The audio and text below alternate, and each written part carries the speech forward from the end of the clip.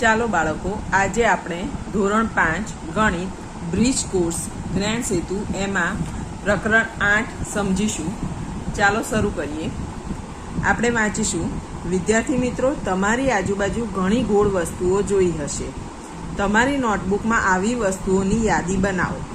બાળકો, નોટબુકનો કાગળ લઈ તેને વર્તુળાકાર કાપો અને આ માટે તમે કઈ રીતનો ઉપયોગ કર્યો અને શું કંપાસ બોક્સના કોઈ સાધનની મદદથી તે શક્ય છે?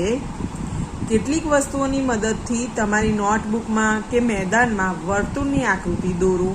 દોરી, દોરડાની મદદથી આકૃતિ બનાવી શકાય. જુઓ, દોરી કે દોરડાની મદદથી ગોળ બનાવી શકાય. આપણે ગયા વર્ષે પુસ્તકમાં જોયું હતું ને કે ખીલ્લી અને દોરીની મદદથી કેવી રીતે મેદાનમાં ગોળ દોરી શકાય છે. અને અહીંયા છે કે વિદ્યાર્થી મિત્રો, તમારી આજુબાજુની ગોળ વસ્તુ જોઈ હશે ને નોટબુકમાં એવી યાદી બનાવવાની છે. તમારે નોટબુકમાં લખવાનું. અહીંયા હું લખી અને દર્શાવું છું કે દડો ગોળ હોય, પછી આપણા ઘરમાં જે વાસણો હોય છે એમાં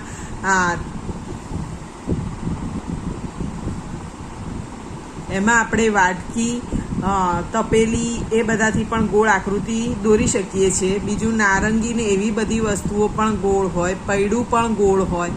એટલે આવી ઘણી બધી વસ્તુઓનું લિસ્ટ આપણે બનાવી શકીએ. કેટલીક વસ્તુઓની મદદથી તમારી નોટબુકમાં કે મેદાનમાં વર્તુળની આકૃતિ દોરો. નોટમાં આપણે કશીક વસ્તુનો અથવા કોઈ પણ વસ્તુ, થાળી કે પછી વાડકી, પૈસાના સિક્કો, એ બધાનો ગમે તેનો ઉપયોગ કરી આપણી નોટમાં આપણે ગોળ આકારનું ચિત્ર દોરવાનું છે. ચાલો આગળ જોઈએ. હવે પ્રવૃત્તિ છે. તમે અલગ અલગ વસ્તુ અથવા સાધનની મદદથી મેદાનમાં વર્તુળ બનાવો. પ્રવૃત્તિ પૂર્ણ થયા બાદ નીચેના પ્રશ્નના જવાબ આપ્યો. કઈ વસ્તુથી સૌથી નાનું વર્તુળ બન્યું? મેદાનમાં એવી કઈ વસ્તુ હતી કે એનાથી તમે જે વર્તુળ બનાવ્યું તો સૌથી નાનું બન્યું? કઈ વસ્તુથી સૌથી મોટું વર્તુળ બન્યું? અને નાના મોટા માપના વર્તુળ બનાવવાનું કારણ શું? અને મોટું વર્તુળ બનાવવું હોય તો શું કરવું પડે? સૌથી મોટું વર્તુળ બન્યું હતું એ દોરડું અને ખીલ્લીનો ઉપયોગ કર્યો હતો, તો એ સૌથી મોટું વર્તુળ બન્યું હતું.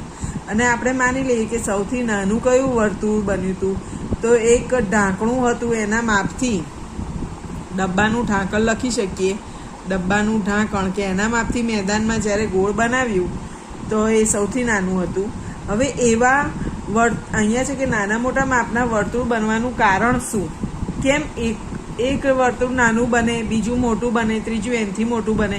કારણ કે આપણે વર્તુળ બનાવવા માટે જે વસ્તુઓ વાપરી છે એ નાની મોટી હોય, એટલે એ નાનું મોટું બને છે. તો આપણે કારણમાં એવું લખી શકીએ કે વર્તુળ બનાવવાનું સાધન નાનું હોય. વર્તુળ બનાવવા અથવા દોરવા માટે વપરાયેલ વસ્તુ, એટલે કે ઢાંકણું હોય અથવા કોઈ ડબ્બો હોય, એ બધાનો જે ઉપયોગ કરાયો હોય એનું માપ નાનું મોટું હોય. વસ્તુનું માપ નાનું મોટું હોય છે. એ કંઈ બધું એક સાઈઝનું હોતું નથી. હવે મોટું વર્તુળ બનાવવું હોય તો શું કરવું પડે?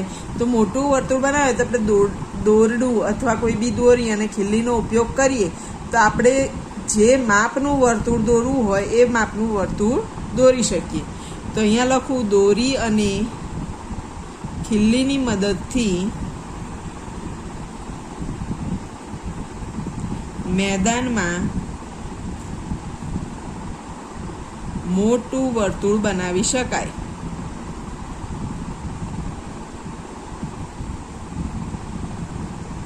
શું કરવું પડે? તો દોરી અને ખીલ્લીનો ઉપયોગ કરવો પડે. હવે પાતળી દોરી લઈ એના બંને છેડે ખીલ્લીઓ બાંધો અને તેની મદદથી ઘર કે મેદાનમાં વર્તુળ બનાવો. અહીં વર્તુળ બનાવવા જે ખીલ્લીનું સ્થાન બદલાયું નથી, તે ખીલ્લીનું સ્થાન એ તે વર્તુળનું કેન્દ્ર છે તથા દોરડાની લંબાઈ એ વર્તુળની ત્રિજ્યા છે. આ આપણે ગઈ સાલ શીખી ગયા હતા. આગળ જોઈએ. નીચે આપેલ વસ્તુઓની ત્રિજ્યાના માપ પરથી તેમને ચડતા ક્રમમાં ગોઠવો. હવે વર્તુળની ત્રિજ્યા કોને કહેવાય? ધારો કે આ એક વર્તુળ છે, તો વર્તુળનું અહીંયાથી અહીં સુધીનું જે માપ થશે એ એની ત્રિજ્યા કહેવાય.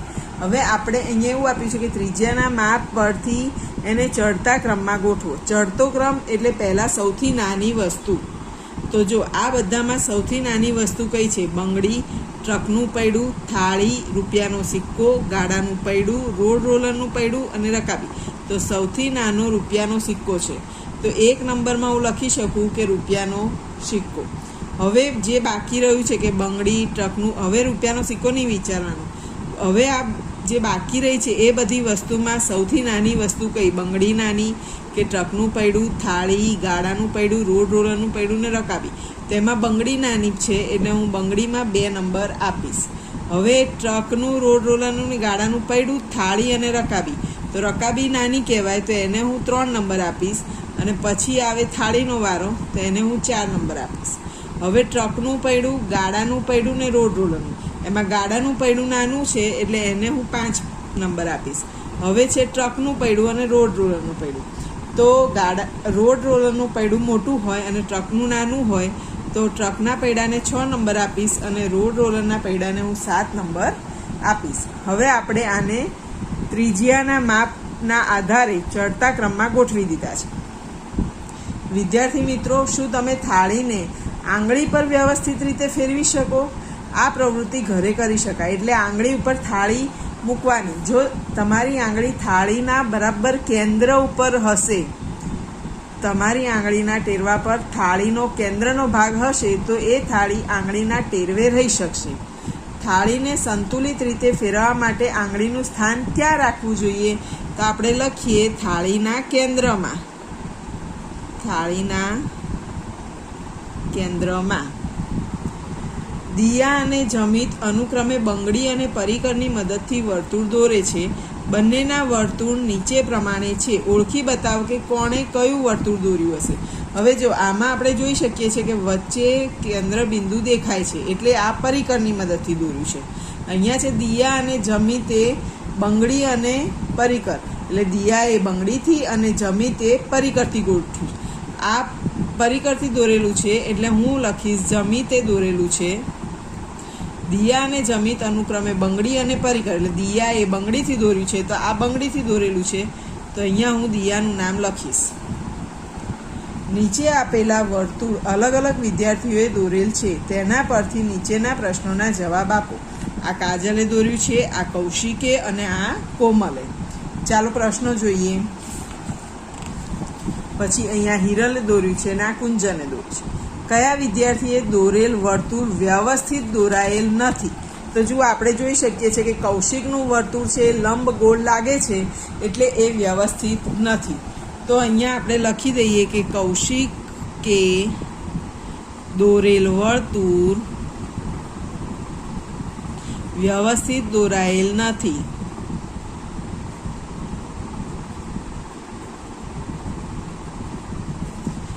કોણે દોરેલ વર્તુળ સૌથી મોટા માપનું છે? આપણે આ 3 આકૃતિ અને આ 2 આકૃતિમાં જોઈએ કે કુંજનનું વર્તુળ છે એ સૌથી મોટું છે. તો હું અહીંયા લખું કુંજને દોરેલ વર્તુળ સૌથી મોટા માપનું છે.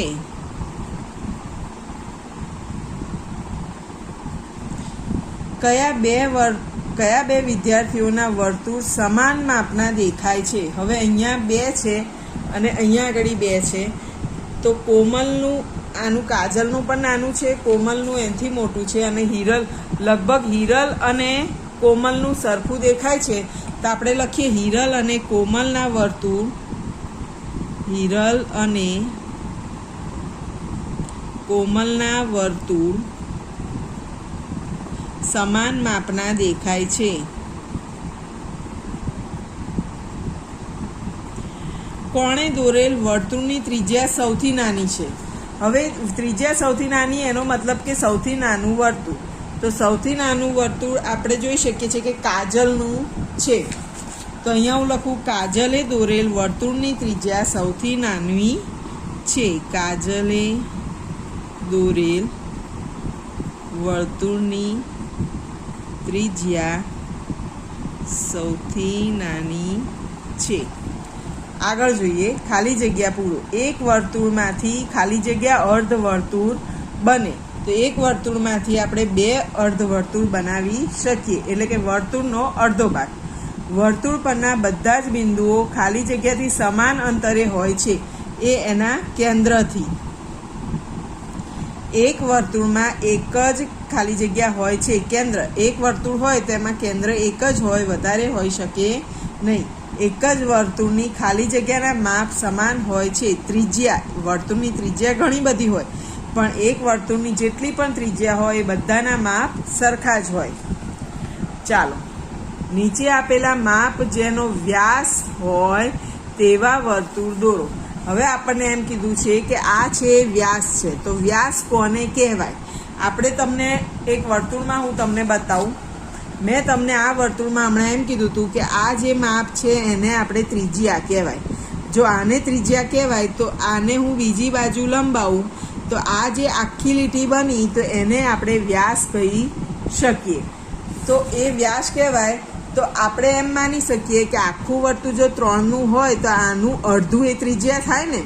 આપણને આપ્યું છે કે નીચે આપેલ માપ જેનો વ્યાસ છે, આપણને આ વ્યાસ આપ્યો છે અને આપણે વર્તુળ દોરવા માટે ત્રિજ્યા જોઈશે, તો મારે આનું અડધું કરવું પડશે. તો અહીંયા આપણે લખીએ કે વ્યાસ બરાબર 3 સેન્ટીમીટર. તો ત્રિજ્યા આની અડધી આવે, તો આની અડધી કરીએ તો 3ના અડધા કેટલા થાય? તો 1.5 સેન્ટીમીટર.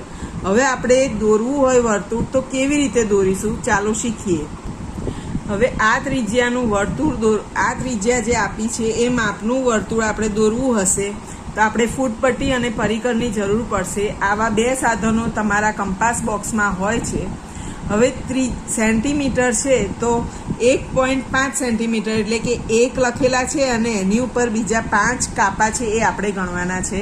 હવે આપણે આપણું પરિકર છે એની એક બાજુ અહીંયા 0 ઉપર મૂકીએ, અહીંયા આગળ આપણા 0 ઉપર રહેવી જોઈએ અને બીજી પેન્સિલની અણી જ્યાં છે એ 5 કાપા પર આવી જોઈએ, 1 અને એની ઉપર 5. હવે તમે જોઈ શકો છો કે આપણું આ પરિકર સેટ થઈ ગયું છે કે જેનું માપ 1.5 છે.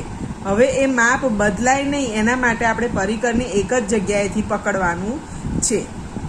એ પકડ્યા પછી વર્તુળ દોરવા હું અહીંયા એક કેન્દ્ર બિંદુ બનાવી દઈશ.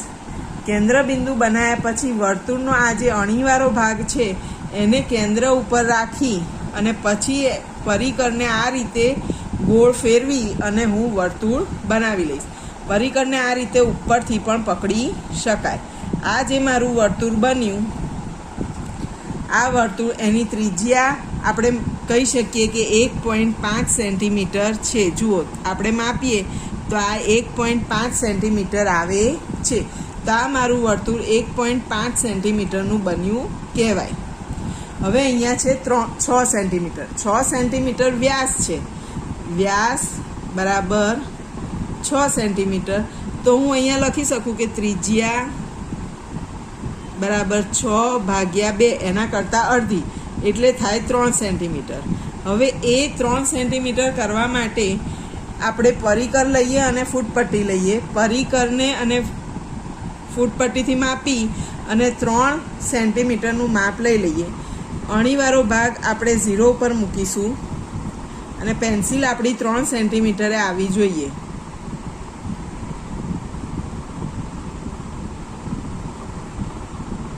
હવે તમે જોઈ શકો છો કે આ જે આપણું માપ છે 3 સેન્ટીમીટરનું છે. આ દોરવા માટે હું અહીંયા આગળ એક કેન્દ્ર બિંદુ બનાવી દઈશ અને પરિકરને આ રીતે ઉપરથી પકડી અહીંયા ગોળ બનાવી દઈશું.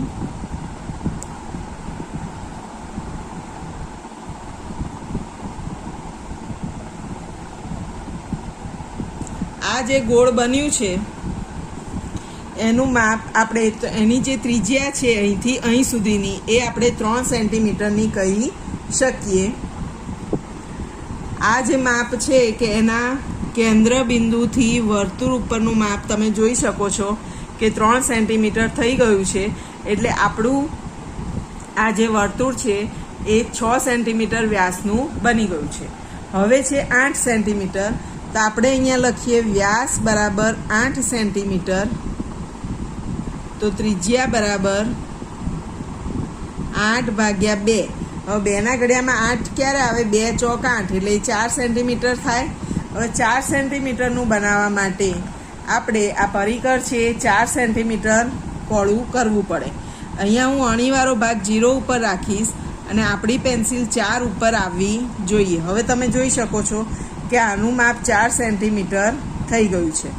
તો હવે એ દોરવા માટે હું અહીંયા આગળ પેન્સિલથી એક કેન્દ્ર બિંદુ દોરી દઈશ અને પછી આપણે પરિકરનો ઉપયોગ કરી આપણો આ અહીંયા કેન્દ્ર બિંદુ ઉપર આપણે જે આ પોઈન્ટ મૂકીએ છીએ એ હલવો જોઈએ નહીં અને પછી આપણે આ રીતે ગોળ દોરી દઈએ. તો એનું જે માપ છે એ 4 સેન્ટીમીટર કહેવાય. આપણા કેન્દ્ર બિંદુથી આપણે અહીંયા મૂકીએ તો જો કેન્દ્ર બિંદુ અહીંયા છે તો 4 સેન્ટીમીટર આપણી ત્રિજ્યા થઈ ગઈ છે. હવે એ રીતે અહીંયા આપ્યું છે 5 સેન્ટીમીટર.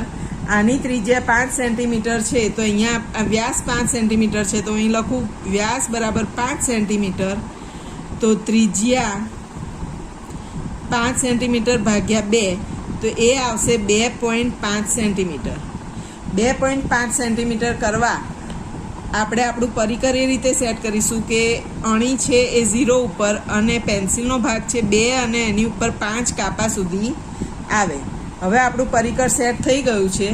દોરવા માટે હું પહેલાં પેન્સિલથી એક કેન્દ્ર બિંદુ અહીંયા બનાવી લઈશ અને હવે મારા પરિકરની જે અણી છે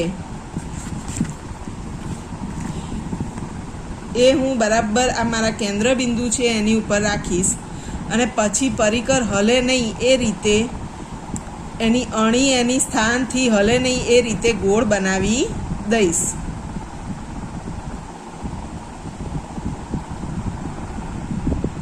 આ રીતે આ જે વર્તુળ દોરાયું છે એનું કેન્દ્રથી વર્તુળ પરનું માપ એટલે કે એની જે ત્રિજ્યા છે એ 2.5 સેન્ટીમીટર થાય, જે આપણે ફૂટપટ્ટીથી પણ માપી શકીએ. તમે અહીંયા જોઈ શકો છો કે 0 ઉપર આપણું કેન્દ્ર બિંદુ હોય તો વર્તુળ આપણને 2.5 સેન્ટીમીટરે દેખાય છે, એટલે એ આપણું માપ સાચું છે. હવે આપણે આ ફૂટપટ્ટીની મદદથી બધા જ વર્તુળની ત્રિજ્યા દોરી લઈશું, અહીંયાથી અહીં સુધીની લીટી. તો ચાલો દોરી લઈએ. અહીંયા મેં બધા જ વર્તુળની ત્રિજ્યા દોરી લીધી છે. હવે ત્રિજ્યા ઉપર આપણે એનું માપ પણ લખી દઈએ કે આ ત્રિજ્યા છે 1.5 સેન્ટીમીટરની છે, આ ત્રિજ્યા છે એ 3 સેન્ટીમીટરની છે, આ ત્રિજ્યા છે એ 4 સેન્ટીમીટરની છે અને આ ત્રિજ્યા છે એ 2.5 સેન્ટીમીટરની છે.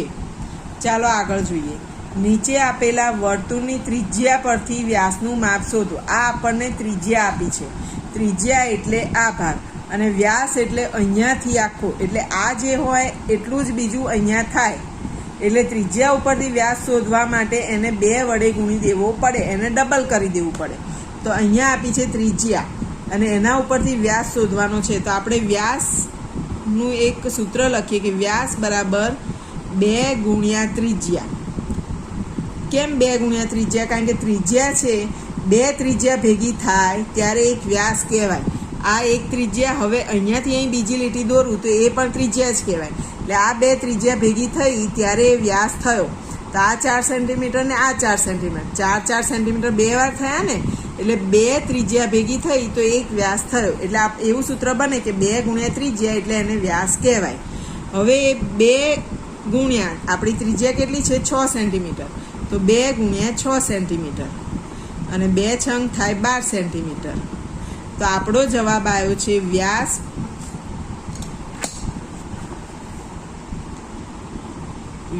બરાબર 12 સેન્ટીમીટર.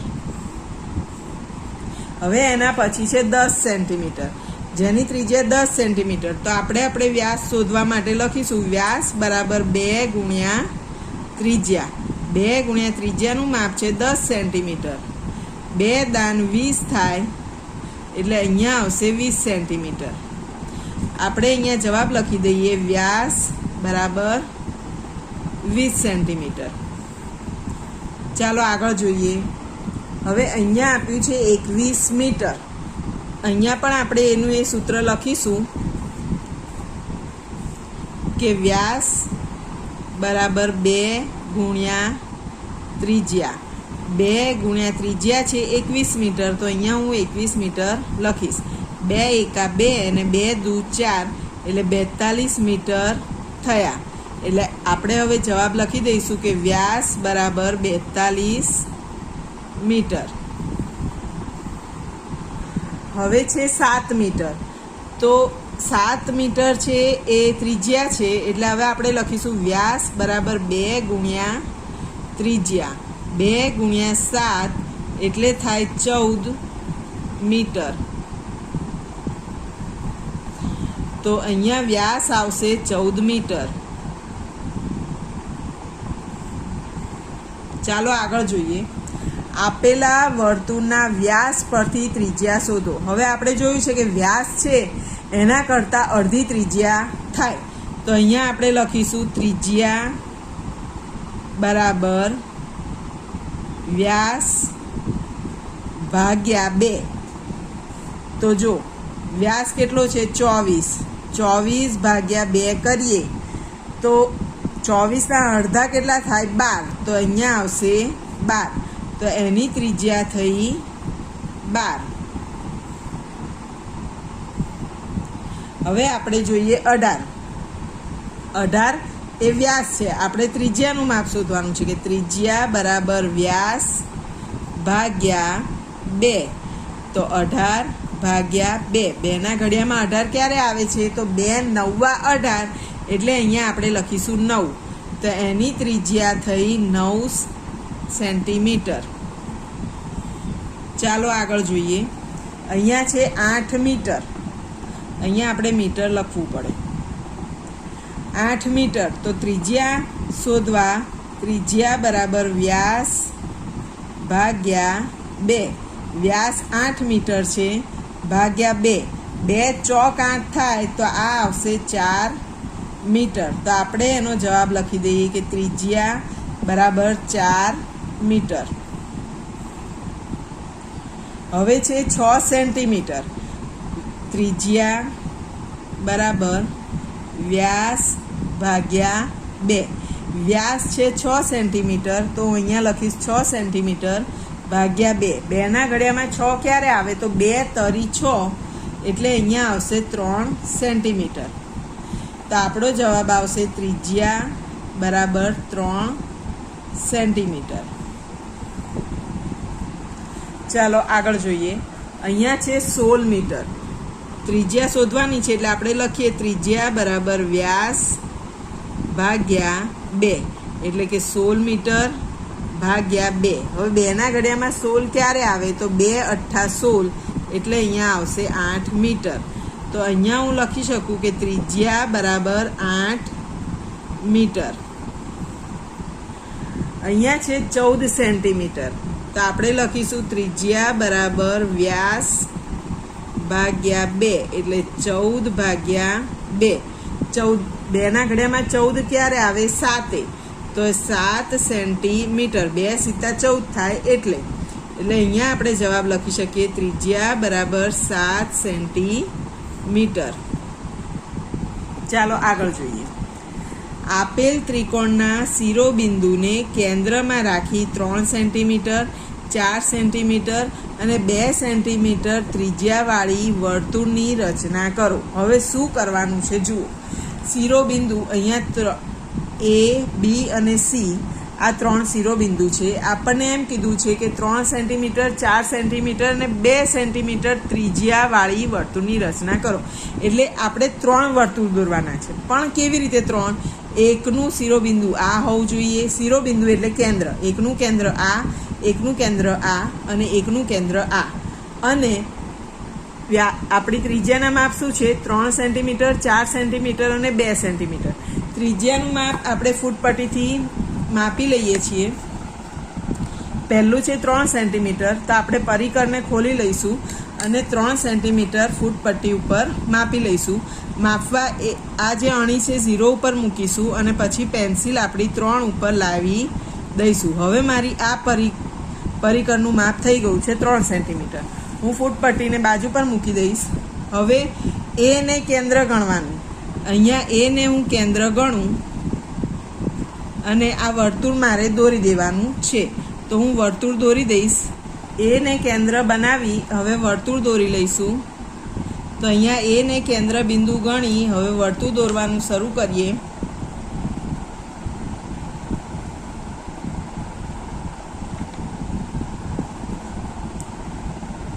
તો અહીંયા વર્તુળ બની ગયું છે કે જેની ત્રિજ્યાનું માપ કેટલું છે, અહીંયા આ એનું કેન્દ્ર કહેવાય. તો આ જે થઈ એ ત્રિજ્યા થઈ, તો આનું માપ છે 3 સેન્ટીમીટર. તો અહીંયા હું લખીશ આ 3 સેન્ટીમીટર છે કેન્દ્રથી અહીંયા સુધીનું માપ. આ એની ત્રિજ્યા કહેવાય કારણ કે આ કેન્દ્ર છે એટલે.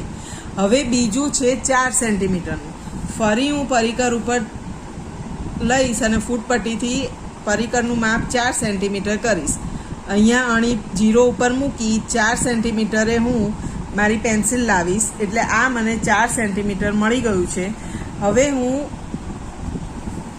અહીંયા બીને કેન્દ્ર બનાવીશ અને એમાં 4 સેન્ટીમીટરનું આપણે વર્તુળ દોરી લઈશું.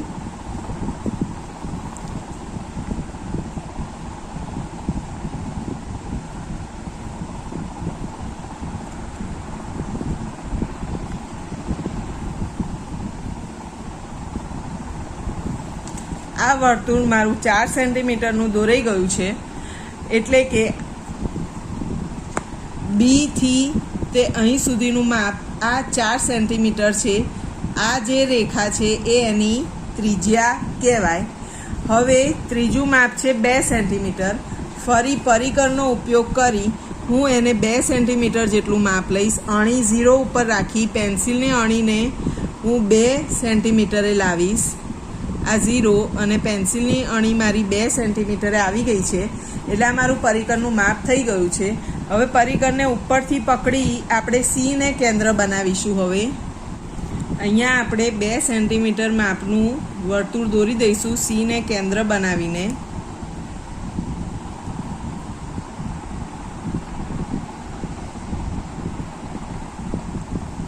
આ વર્તુળ દોરાઈ ગયું છે તો એની જે ત્રિજ્યા છે કે અહીંયાથી અહીં સુધીનું જે માપ છે આ એ થશે 2 સેન્ટીમીટર.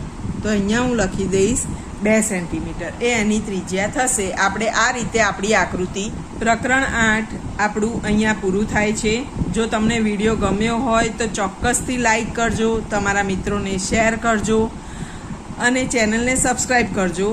અને આના સંબંધી કોઈ પણ પ્રશ્ન થાય તો એ કમેન્ટમાં જરૂર લખજો તો હું એનો જવાબ આપવા જરૂરથી પ્રયત્ન કરીશ. ચાલો ત્યારે આવજો.